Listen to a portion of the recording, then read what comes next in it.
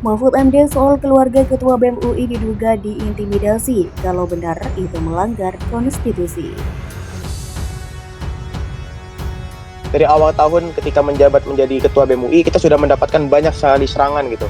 Serangan digital, ada ancaman untuk kemudian dalam tanda kutip ya disapu bersih kalian kalau kalian demonstrasi, itu juga ada gitu. Ancaman untuk kemudian segera dibatalkan atau akademiknya dihitamkan dan lain sebagainya. Ancaman itu sudah ada. Jadi kalau ditanya apakah ini berkaitan, besar kemungkinan prasangka kami ini sangat berkaitan. Kita lihat satu pola baru karena Pak Jokowi merasa mungkin kecolongan di Mahkamah Konstitusi, jadi akan all out lagi. Walaupun mau diselamatkan dengan cara menggerakkan aparat, tapi di bawah sebetulnya aparat itu mendua. Terus saya bertemu dengan beberapa aparat yang merasa bahwa ya Pak Rocky tahu memang apa yang sedang terjadi, tapi kami hanya bekerja. Jadi itu intinya.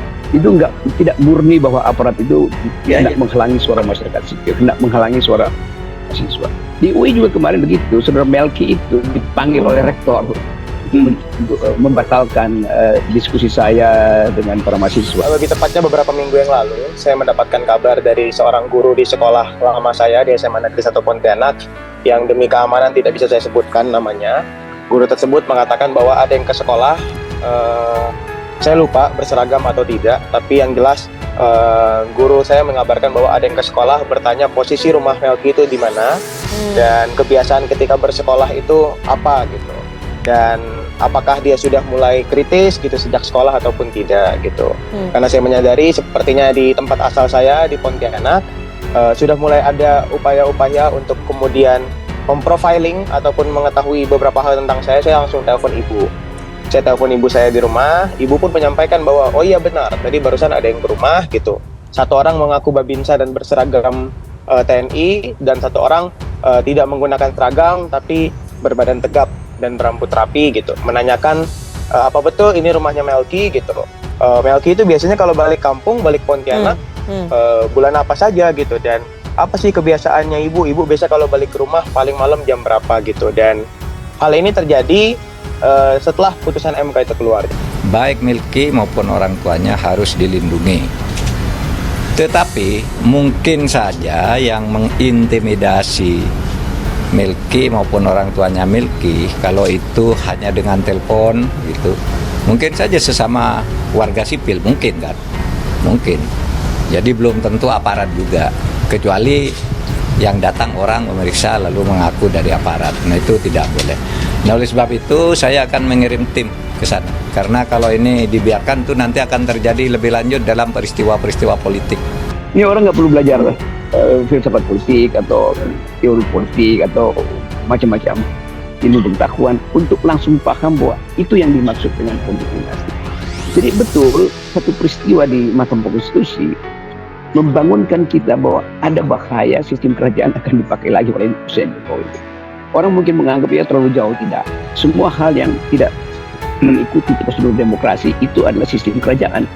Jadi semua lapisan sekarang mengerti bahwa politik dinasti itu adalah upaya untuk melanggengkan kekuasaan tanpa kompetisi.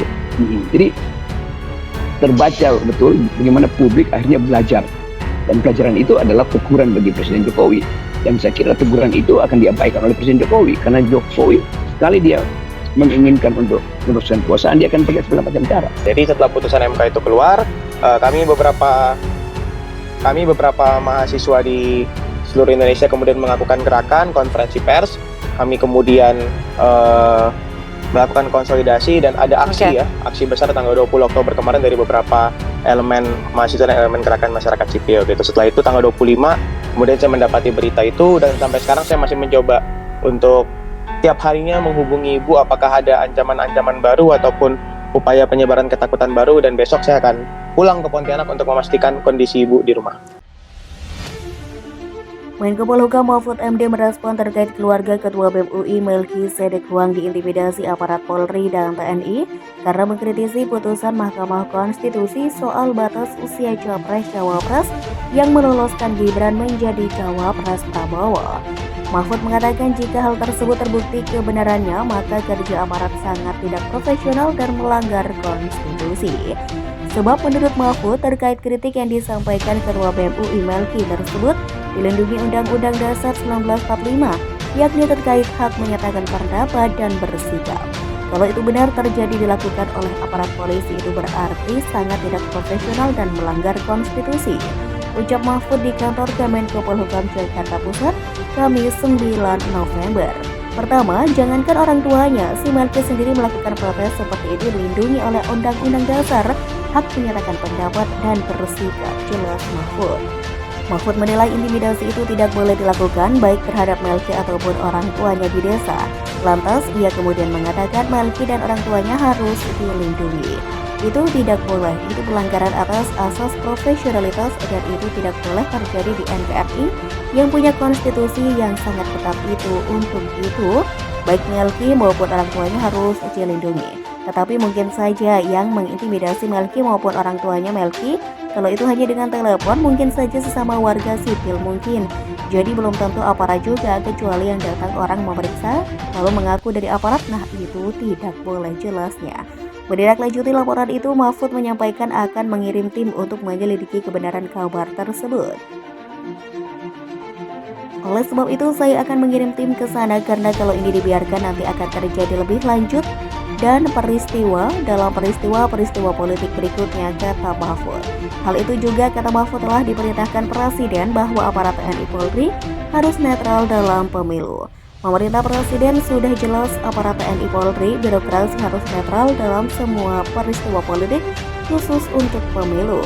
Panglima TNI sudah memerintahkan akan menjatuhkan sanksi kepada prajurit yang tidak netral, jelas Menko Polhukam.